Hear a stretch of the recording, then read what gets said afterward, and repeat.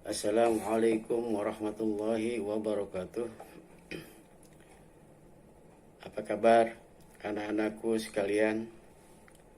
Selamat bersua kembali pada pelajaran IPA terpadu semester ganjil kelas 7, 1 dan 2 tahun pelajaran 2021-2022. Semoga kita semua dalam keadaan sehat walafiat dan selalu dalam lindungan Allah Subhanahu wa taala. Jangan lupa mematuhi protokol kesehatan karena kita masih dalam masa COVID-19 dan tetap menjaga 5M 1D, memakai masker,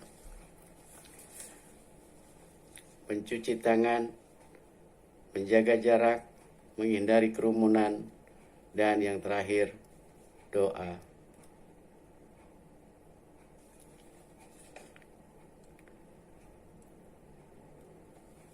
Tetap semangat walau belajar dari jarak jauh. Sebelum kita mulai pembelajaran pada kali ini, marilah kita bersama berdoa untuk mengharap ridho Allah dalam mencari ilmu pengetahuan dengan membaca basmalah. Bismillahirrahmanirrahim. Kita lanjutkan materi kita pada yang lalu, yaitu sekarang D, Kingdom Plantae. Plantae disebut juga dunia tumbuhan.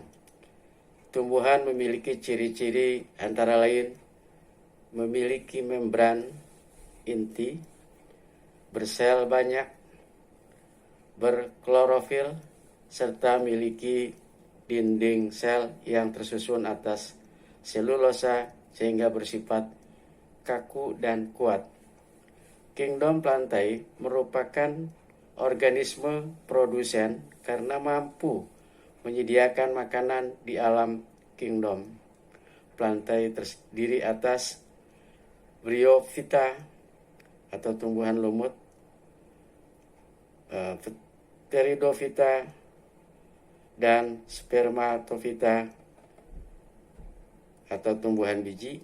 Untuk lebih memahami klasifikasi, lakukan beberapa kegiatan yang ada di buku kalian. Ini ada tugas pada halaman 44, tetapi tidak kamu amati saja. Ini mengidentifikasi ciri-ciri tumbuhan berspora dan tidak berspora. Nah, di situ persamaan dan perbedaan ciri pada setiap tumbuhan dapat digunakan sebagai dasar pengelompokan. Nah, salah satu dasar pengelompokan pada tumbuhan adalah ada tidaknya spora sebagai alat perkembangbiakan.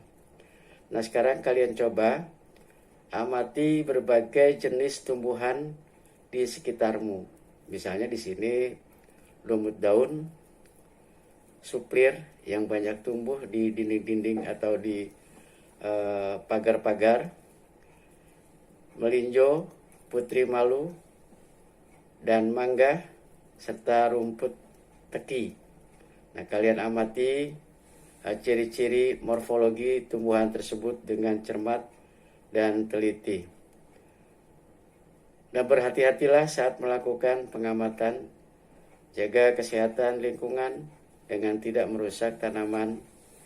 Kelestarian lingkungan dengan tidak merusak tanaman. Ciri-ciri yang diamati meliputi akar, batang, daun, bunga, dan biji. Selanjutnya, kalian kelompokkan tumbuhan tersebut ke dalam kelompok tumbuhan berspora dan tumbuhan tidak berspora. Nah, kalian catat di situ ada bagan untuk memisah-misahkan. Nah, kalau kalian sudah mengelompokkannya, di sini kalian untuk melengkapi ciri-ciri tumbuhan tersebut, kalian tulis dari hasil pengamatan kalian. Namun jika masih diberlakukan pembelajaran jarak jauh, kerjakan tugas ini secara mandiri, jadi di rumah mengerjakannya ya. Nah, jadi berdasarkan kegiatan tersebut, kalian mengetahui bahwa tumbuhan berkelompok menjadi tumbuhan berspora dan tidak berspora. Ini intinya seperti itu. Jadi berdasarkan posisi ini, biji terhadap daun buahnya, spermatofita, dikelompokkan menjadi 2 subdivisi, yaitu Gymnospermae atau tumbuhan berbiji terbuka dan Angiospermae, tumbuhan berbiji tertutup. Nah, jadi itu ya, kalian coba amati di lingkungan sekitar kalian. Nah, berdasarkan kegiatan tersebut tadi, kalian telah mengetahui perbedaan ciri-ciri antara tumbuhan Gymnospermae dan Angiospermae. Jadi serta mengelompokkannya berdasarkan jumlah keping lembaganya. Angiospermae atau tumbuhan biji tertutup dibagi menjadi 2 kelas, yaitu monocotyl deneae, tumbuhan atau berkeping 1, dan tumbuhan berkeping 2, begitu saja ya. Tumbuhan monokotil dan dikotil memiliki perbedaan morfologi akar, batang, daun, jumlah mahkota, bunga, dan biji. Namun, apakah perbedaan tersebut sudah terlihat sejak dalam proses perkecambahan? Nah, untuk mengetahuinya, kalian coba lagi ciri-ciri tumbuhan monokotil dan dikotil. Nah, di situ memang sekali lagi sini praktiknya untuk mengetahui jadi alat dan bahan, cara kerja, dan hasil daripada praktikum. Kalian ikuti aturan-aturan yang ada di dalam buku kalian.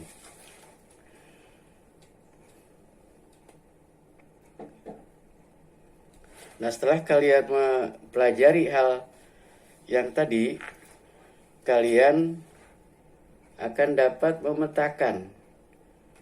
Misalnya di sini seorang arsitek lanskap yang ditugaskan untuk memetakan kebun raya di suatu kota. Wali kota di kota tersebut memintamu untuk memahami beberapa jenis tanaman dan jamur di area yang telah disediakan di area tersebut. Telah terdapat beberapa organisme seperti pada gambar di samping. Ini contoh ya, contoh kebun raya. Nah, di area ini telah disediakan oleh wali kota. Nah, wali kota meminta membuat jalan setapak di antara organisme-organisme yang ditanami. Jalan setapak tersebut rencananya akan dijadikan akses bagi pengunjung untuk mengamati setiap kelompok organisme yang ada di sana. Nah, aturan membuat jalan setapak sebagai berikut. Ada yang pertama, area yang menjadi 6 wilayah ya sesuai dengan pengelompokannya. 2, saat mengunjungi pengunjung. 3, setelah itu pengunjung akan melihat deretan tumbuhan yang memiliki alat reproduksi.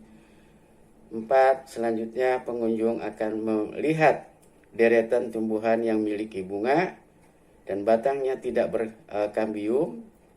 Yang kelima, di ujung jalan sebelum pintu keluar, pengunjung akan melihat deretan organisme yang bukan kelompok tumbuhan. Dan yang terakhir, jalan setapak tidak boleh dibuat melintasi sekelompok tumbuhan yang sudah dilewati. Ini cuma contoh ya, contoh pada kebun raya yang didesain sedemikian rupa. Untuk kali ini materi kita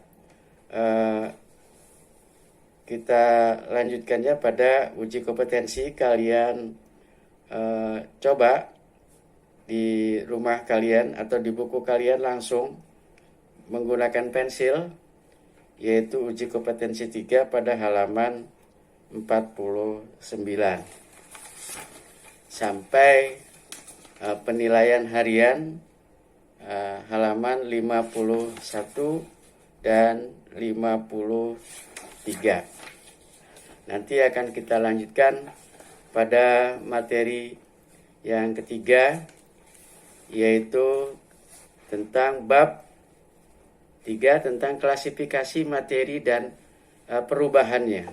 Ini akan kita lanjutkan nanti setelah kalian mencoba untuk memahami apa yang tadi kalian simak bersama-sama. Sekian, billahi taufiq wal hidayah. Wassalamualaikum warahmatullahi wabarakatuh.